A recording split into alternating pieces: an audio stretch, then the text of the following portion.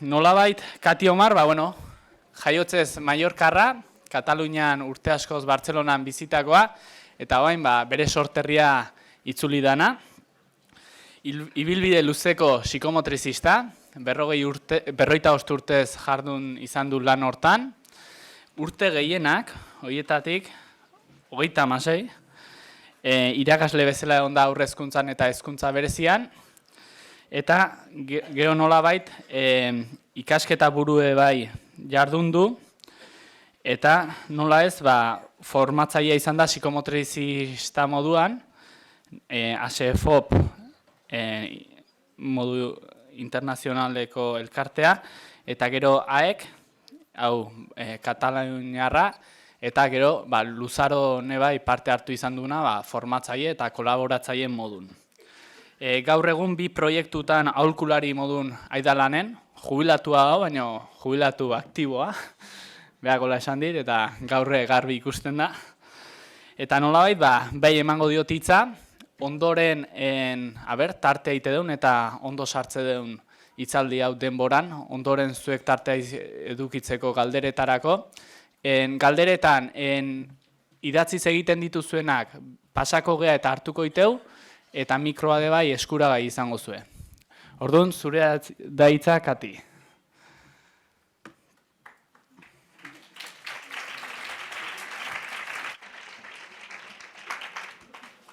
Hola.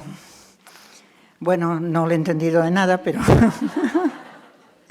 nos conocimos ayer y supongo que ya ha aprendido muchas cosas acerca de mi vida. Eso es saber hacer entrevistas. Bien, ante todo, pues agradecer a Ikasi y este encuentro con Mirta y con John, viejos conocidos, y con Alexander, que le acabo de conocer también hoy. Ha sido un honor para mí. Y también, pues, agradeceros a vosotros en un sábado por la tarde, estar aquí en lugar de en casita, pues, bien abrigados y disfrutando de la familia. Este año, 2019, se cumplen solo 30 años, solo 30, de la proclamación de los derechos del niño.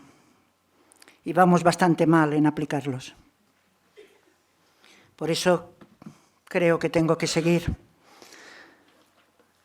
por un cierto tiempo en actividad mientras voy traspasando el testigo a las nuevas generaciones, para defender estos derechos del niño, que si los atendemos no es porque seamos buenos, porque les queremos acoger o porque nos dé la gana, sino porque es un derecho fundamental. He trabajado, como supongo se ha dicho, casi 40 años en escuelas públicas de Barcelona y de Mallorca. Ahora sigo como asesora, digamos, de diferentes proyectos que había iniciado. Y lo que ha resultado es que en todo este tiempo pues, he ido pasando a los niños con más dificultades y también he llegado a los más pequeñines. Cuando estaba en la escuela solo podía llegar, los más pequeños eran los de 3 años. Ahora pues puedo disfrutar de estar con maestros y niños que los niños tienen de 0 a 3 años. Y en Mallorca estamos haciendo en Mallorca no, en las Baleares enteras, porque Menorca lleva la bandera. Muchos de vosotros debéis conocer a Vicenç Arnaiz. Vicenç Arnaiz es el líder de las escuelitas en todas las Baleares y ha conseguido que el Parlamento entero acepte pues un proyecto para la equidad de los niños de 0 a 3 años. De momento solo tenemos algunos profesionales más que se ocupan de las familias que tienen dificultades y becas de comedor oficialmente para los niños de 0 a 3. Y en Menorca se ha conseguido que en los casos de extrema pobreza esta beca llegue a las madres especialmente, porque suelen ser monoparentales y con tener varios niños a su cargo. O sea, creo que es una conquista que vale la pena pues difundirla y agradecerle a Vicenç el esfuerzo que sigue haciendo también desde una jubilación activa. Pasemos al tema de la jornada. Los miedos en los niños. Me parece importantísimo. Pero después de esta mañana tan intensa,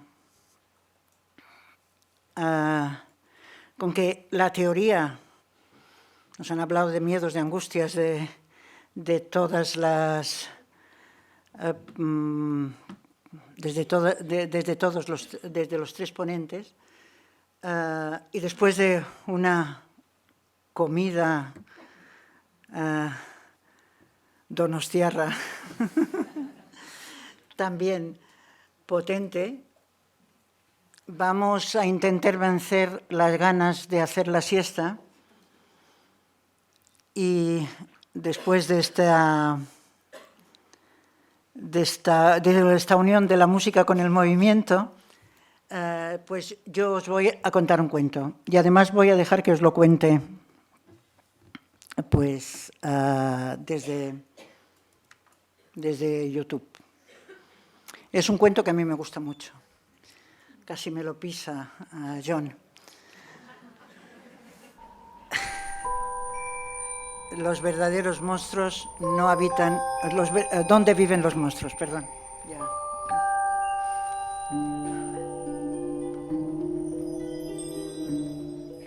La noche que Max Sí. se puso su traje de lobo y se dedicó a hacer travesuras de una clase y de otra, su madre lo llamó ¡Monstruo! Y Max le contestó ¡Te voy a comer! Y lo mandaron a la cama sin cenar. Esa misma noche nació un bosque en la habitación de Max. Y creció hasta que había lianas colgando del techo y las paredes se convirtieron en el mundo entero. Y apareció un océano con un barco particular para él y Max se marchó navegando a través del día y de la noche, entrando y saliendo por las semanas, saltándose casi un año hasta llegar a donde viven los monstruos.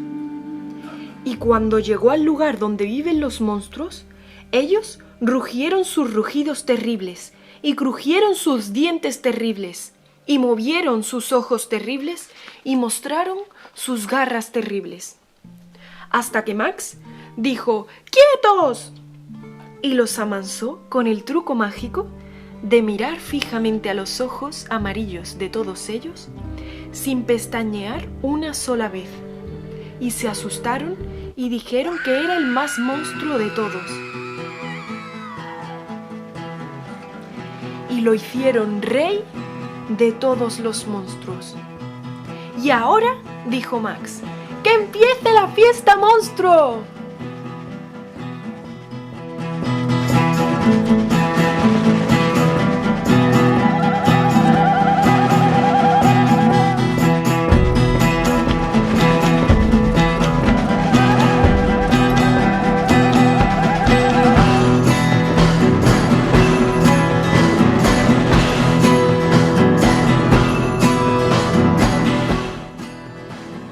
¡Se acabó!, dijo Max, y envió a los monstruos a la cama sin cenar.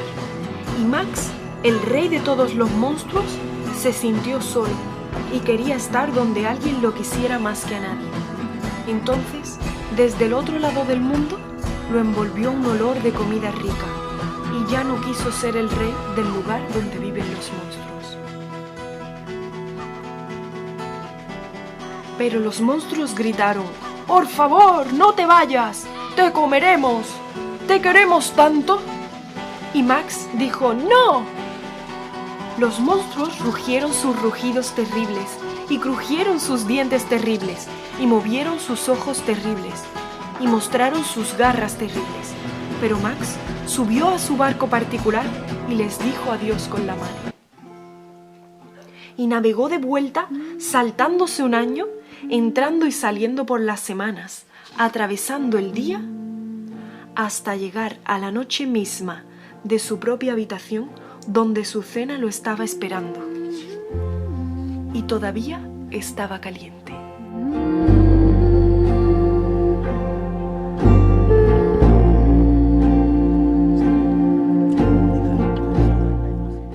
Bien. Sendak, en muchas de las entrevistas que le hicieron, porque este libro tiene más de 50 años. Pasa que le costó mucho que le publicaran, porque en aquel momento decían los editores que no tenía una moraleja clara. Y finalmente consiguió publicarlo y lleva no sé cuántas ediciones en casi todas las lenguas, y además se ha hecho una película que es muy entretenida y muy divertida, donde se marcan muy bien, en la que participó el propio Sendak, y se marcan muy bien quién es cada uno de los monstruos de los que él se hace el rey. Porque la infancia, como hemos oído esta mañana, está llena de angustias, de miedos, resulta difícil de sobrevivir. Y el propio Sendak dice: porque si algo sale mal, y generalmente sale mal, quedas comprometido como ser humano, cargarás con ello gran parte de tu vida.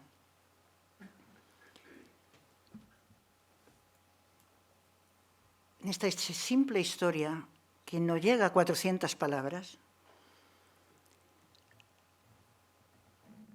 cada vez que la lees, cada vez que la ves de nuevo, descubres o sientes algo diferente. Esto me puso el amigo que me regaló este cuento hace más de 10 años. Me lo puso como dedicatoria para que me lo mirara muchas veces. Y realmente, pues, he profundizado bastante en este cuento. Cada vez me gusta más. Como habéis visto, las ilustraciones que han ido pasando son hermosas y ayudan a contar esta historia que expresa emociones y sentimientos ambivalentes, como son los niños, como se manifiestan los niños, que aman y odian a la vez.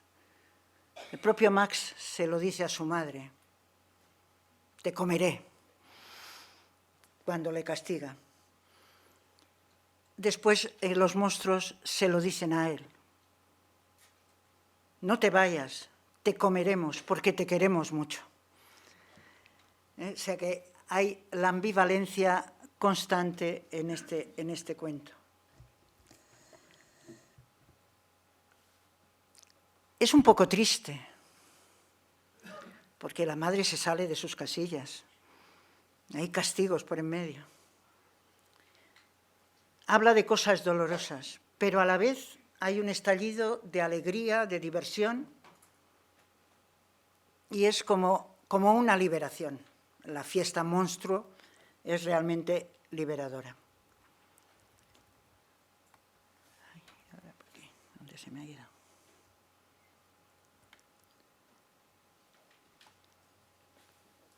Monstruos solitarios, taciturnos, confusos y violentos ha habido en toda la historia de los cuentos tradicionales.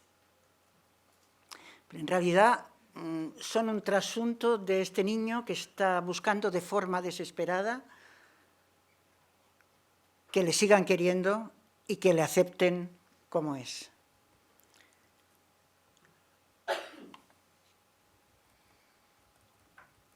Dice Sendak: queremos proteger a nuestros niños de nuevas y dolorosas experiencias, que están más allá de su comprensión emocional y que les producen ansiedad, ignorando que desde la más temprana edad los niños conviven con emociones perturbadoras, que el miedo y la ansiedad son parte intrínseca de sus vidas, que continuamente sobrellevan la frustración como mejor pueden.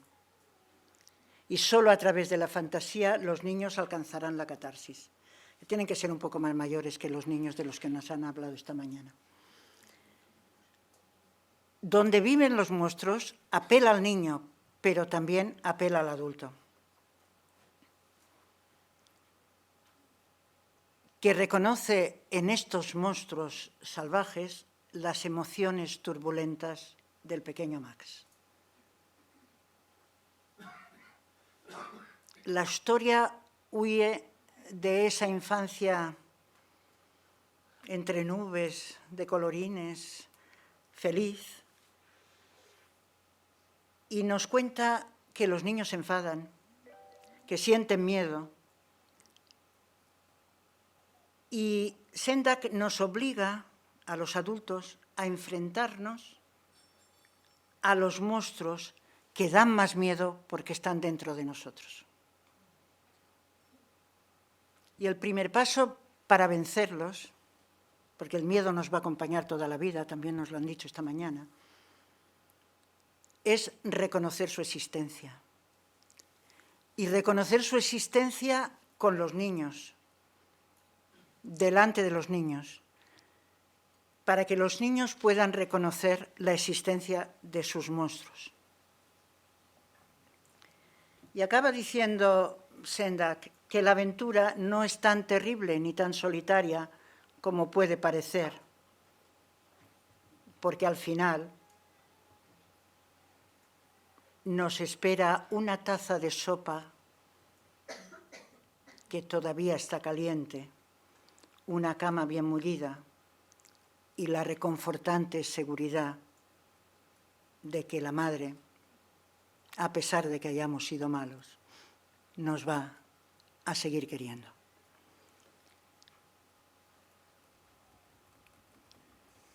De lo de la mañana, y antes de pasar a los personajes de los cuentos, porque todo lo demás prácticamente lo han dicho, pero tenía aquí anotada una cita de Bion del año 67, también ha pasado un poco de tiempo. Y dice, todos estamos bastante seguros de que sabemos algo acerca de la realidad de la ansiedad, pero esta no tiene olor ni forma, no se puede ver ni oír, no es accesible a ninguno de nuestros sentidos físicos. Se nos hace evidente, pero en el momento en que empezamos a ponerla en palabras, suena como algo sin sentido, porque el lenguaje que usamos habla de algo muy diferente y existe una brecha entre lo que significan las palabras y aquello de lo que realmente estamos hablando. La ansiedad es inefable, solo puede ser conocida por la persona que la sufre, que pasa por esta experiencia emocional. Bueno, ya han dicho que el miedo es una emoción primaria, que nos acompañará toda la vida, pero que es el motor de la protección y de la supervivencia. Por lo tanto, hay algunas cosas de las que tenemos que seguir teniendo miedo. Y a todos se nos pueden aparecer cosas de las que podemos seguir teniendo miedo. O sea, Mirta nos hablaba de la realidad americana esta mañana, pero tenemos esa realidad bastante cerca en nuestro estado. Bien, pues entonces vamos a pasar a ver algunos personajes que en los cuentos tradicionales, que son en los que aparece el miedo, desde Perrault a Grimm, y pasando por todas las actualizaciones de estos monstruos que van siendo menos terribles, que van apareciendo como más cercanos, pero que a pesar de todo siguen teniendo dientes y siguen pudiendo comerse a alguien. Bueno, pues aquí tenemos una ilustración de Doré, el ogro, muy grande, armado con un cuchillo, pero muchas veces bebedor, dormilón.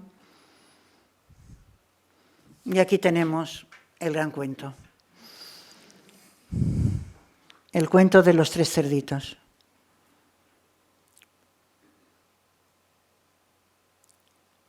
Con un lobo. Tiene una paradoja respecto a otros cuentos de hadas. No es el pequeño el que vence al lobo, es el mayor. A los niños en torno a los 3 años es el cuento que más me piden. Tengo mucha experiencia en esta edad. Y siempre piden este cuento. Es el cuento que piden que se repita. Y además lo tienes que decir con todas las fórmulas. Exactamente. Para poder ir superando el miedo y conseguir vencer al lobo.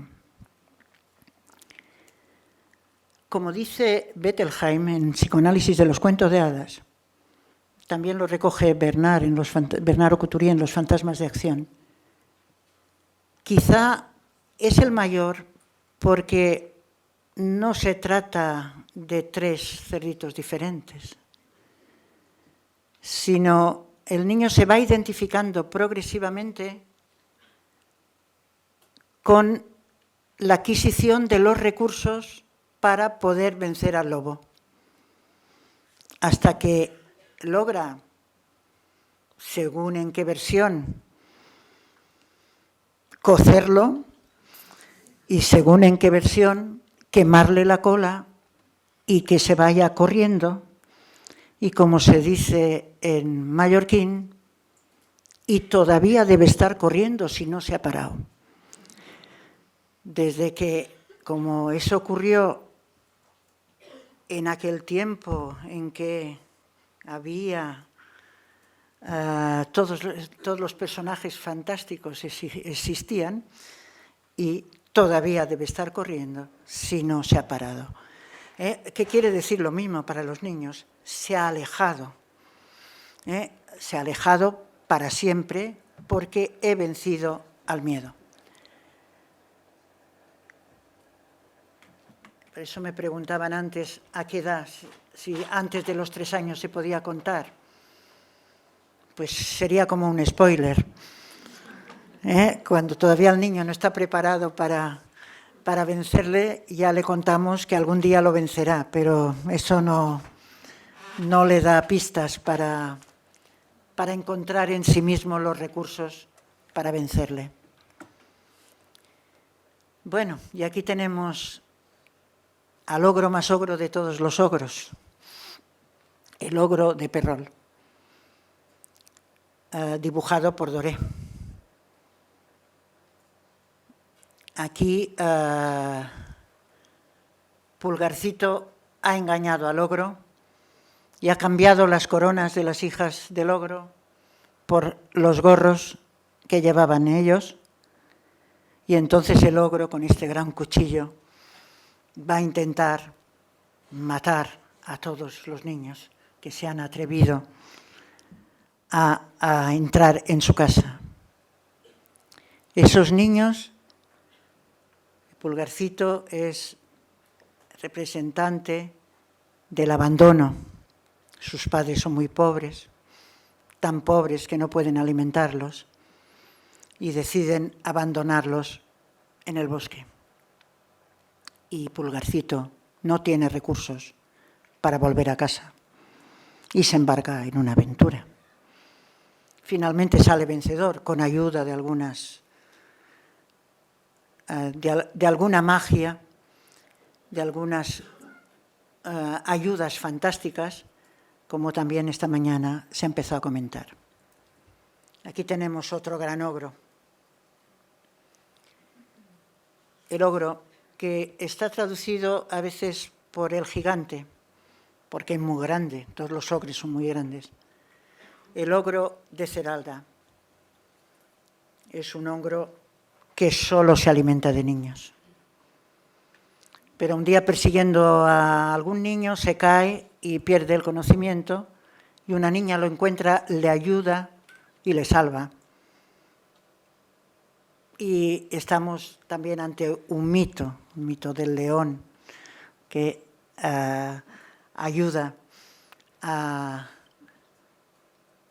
un esclavo, o sea, un esclavo ayuda al león y el león después le salva de la muerte en el circo. Pues entonces este ogro finalmente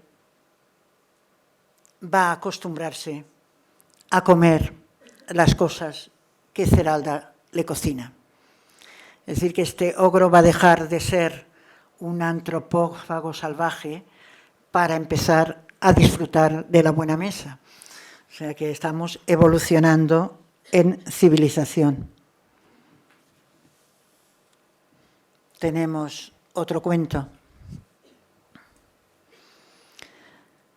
No he encontrado la traducción de este cuento.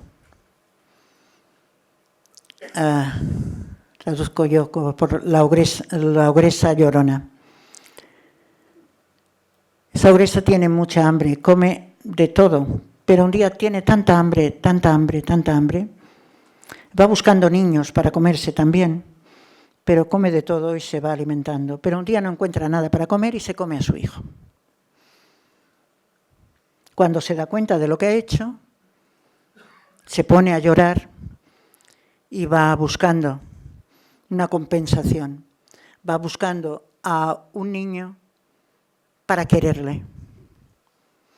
Si lo quiere como los monstruos de Sendak, si lo quieren como a Max, será para comérselo. Pero comérselo, ¿cuántas madres no han dicho te comería? Añaden a besos para suavizar, pero hay aquel chiste que dice que de pequeños te los comerías y de mayores lamentas no habértelos comido.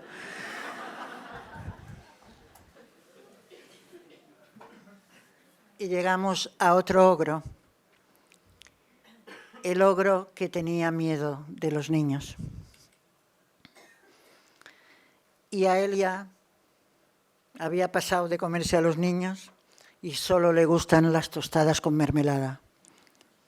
Y en cambio los niños le persiguen, lo buscan y lo encuentran donde se pueda esconder, como es tan grandote, lo encuentran rápidamente. Después está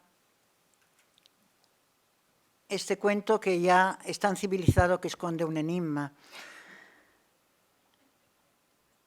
Se llama El ogro, el lobo, la niña y el pastel. Entonces tienen que pasar, y este ya no se los come in situ, se los va a comer a todos en su casa. Entonces tiene que trasladarse. Ya no va armado con un cuchillo, sino que tiene una escopeta de caza. Y ha ido de cacería y lo que ha encontrado ha sido esto, el lobo, la niña y el pastel. Y entonces lo que tienen que averiguar es cómo va a ir llevando a casa, pasando por un sitio estrecho, a cada uno de los personajes sin que nadie se coma al que no se le dejen sin comer a él. Y finalmente se resuelve el enigma. De estos cuentos también hay muchos, pero ya los niños tienen que ser un poco crecidos para poder pensar o entender qué es lo que pasa. O sea que los ogros han ido evolucionando con el tiempo, pero mantienen ese tamaño grande y a veces pues, se introduce, como en el que tiene miedo de los niños, el cambio de rol. Entonces tenemos a otro personaje, la bruja malvada.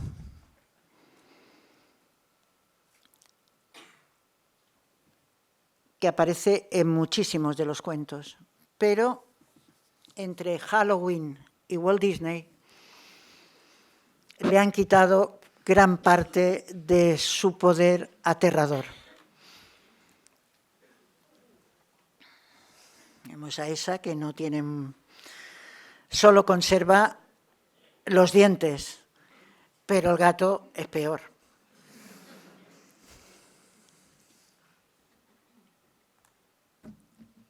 Y empezamos con el otro personaje del que ya hemos dado una pequeña visión al principio con los 3 cerditos. El lobo feroz. Caperucita, todos la conocéis, en todas las versiones.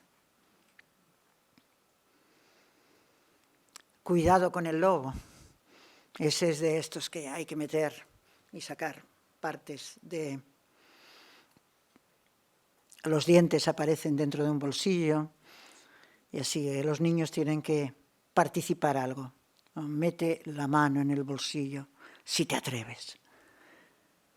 Después está Pedro y el lobo, toda la historia, el cuento y la música. O que viene el lobo y el lobo no viene, y cuando viene ya nadie le cree. Demasiado moraleja. Y después, los lobitos buenos.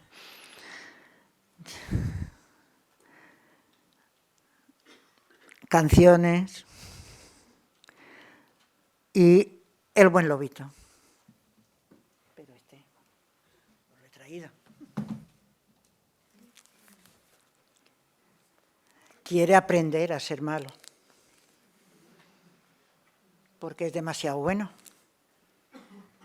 Y se encuentra con un lobo malo. Y poco a poco va consiguiendo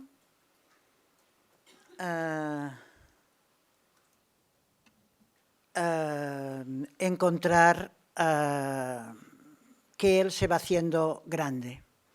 Y entonces convencen al lobo malo de que van a comer un pastel todos juntos.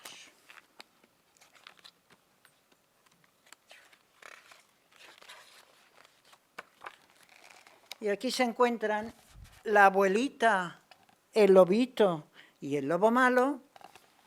Y la abuelita dice: ¿dejarás de comerte a la gente, lobo malo?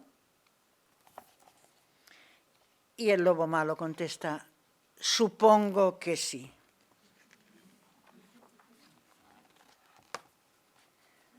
Pero será a partir de mañana.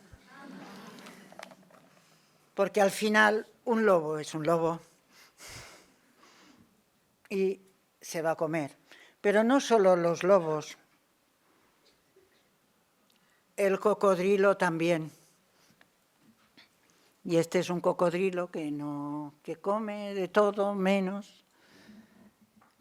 niños, pero al final, también es un spoiler el título, me comería un niño. Cuando los niños saben distinguir entre realidad y fantasía, disfrutan de como hemos visto con el cocodrilo que ha aparecido esta mañana, que ha domesticado y ha pegado al monstruo que quería luchar con él. John? Él no se podía comer al monstruo porque era demasiado grande, pero casi lo ha aniquilado. En los cuentos tradicionales también aparecen personajes que no tienen miedo a nada, como Juan sin miedo.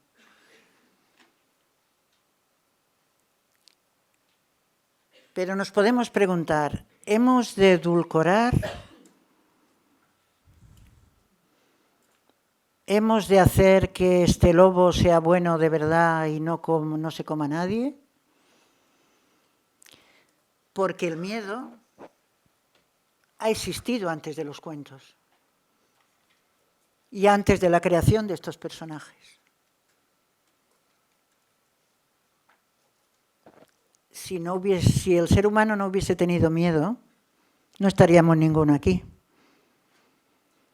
Cuando los primeros se bajaron de los árboles, los habrían devorado, porque tenían miedo y les subió la adrenalina y apretaron a correr. Sobrevivieron. Lo que sí teníamos que ver es el exceso de miedo, el pánico, porque el exceso de miedo paraliza. Y entonces no podemos huir ni enfrentarnos al miedo.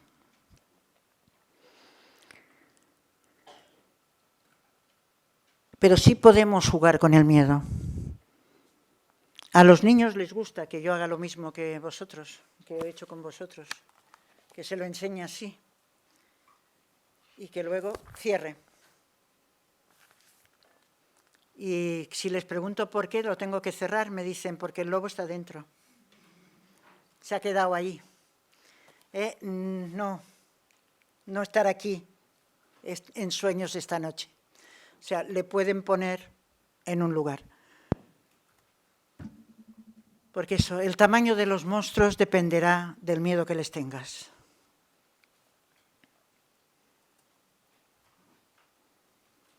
Y os digo eso, que no debemos dejar de tener miedo, porque realmente hay peligros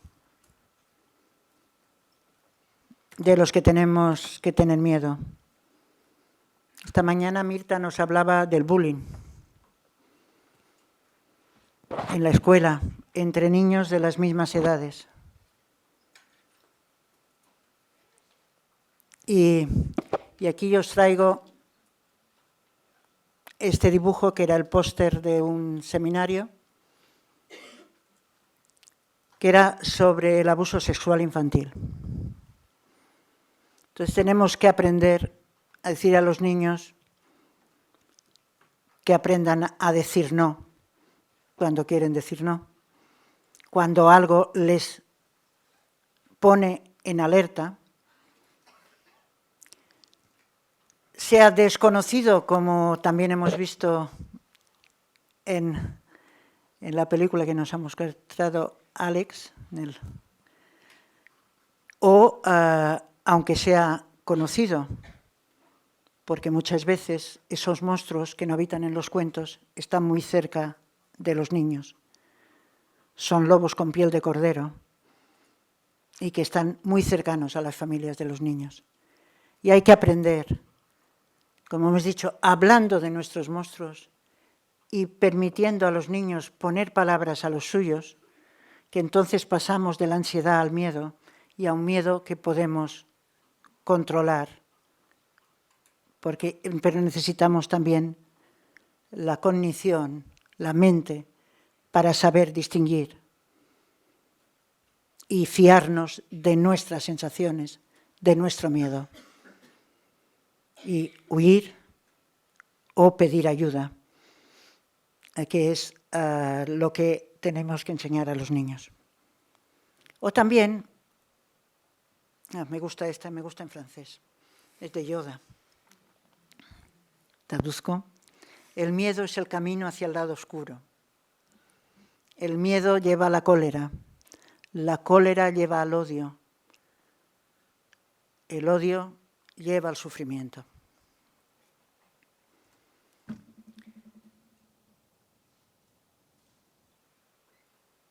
Hay cuentos que ayudan a los niños a detectar sus propios sentimientos y los sentimientos de los otros, que ayudan a la empatía. Este cuento, Estela grita muy fuerte, es una historia sobre un abuso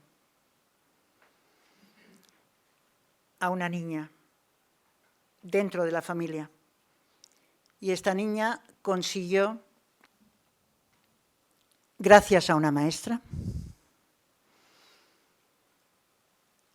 aprender a no sufrir en silencio, a no guardar secretos, y cuando había algo que no le gustaba poder gritar fuerte para que le escuchara su mamá, para que le escuchara el mundo. Otro cuento, el cuento anterior es autobiográfico. El abrigo de Pupa es otro cuento en que el niño encuentra en sí mismo los recursos y la fuerza para superar sus miedos.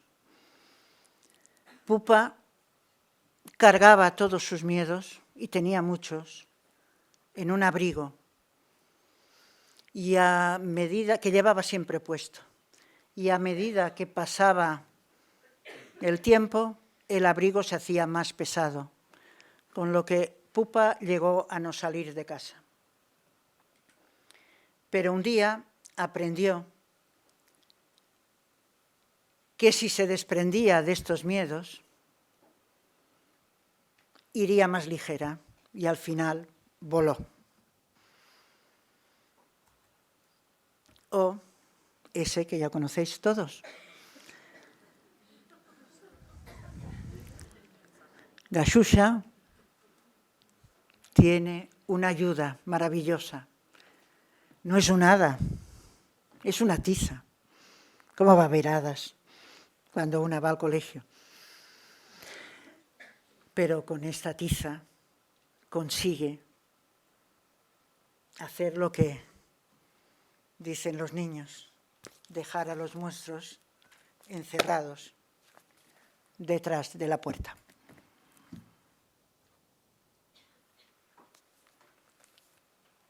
Porque cuando consigan vencer a estos monstruos, la cena todavía estará caliente.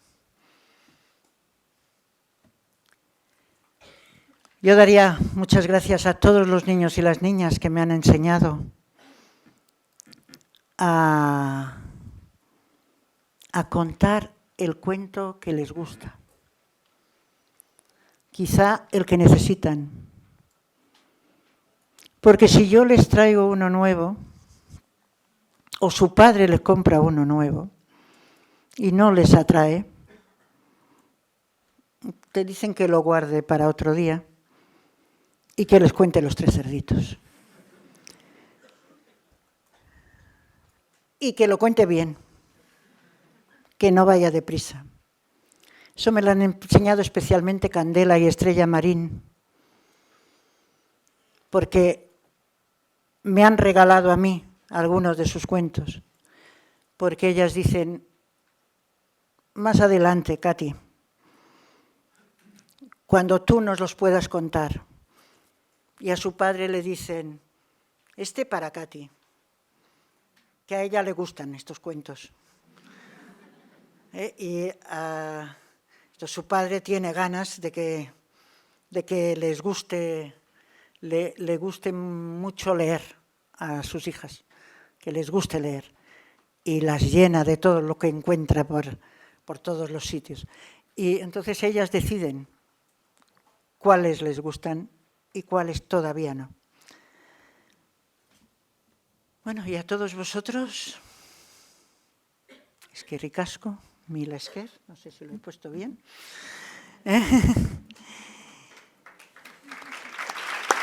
Y espero que hagáis preguntas de todo lo que nos ha quedado claro entre la mañana y la tarde.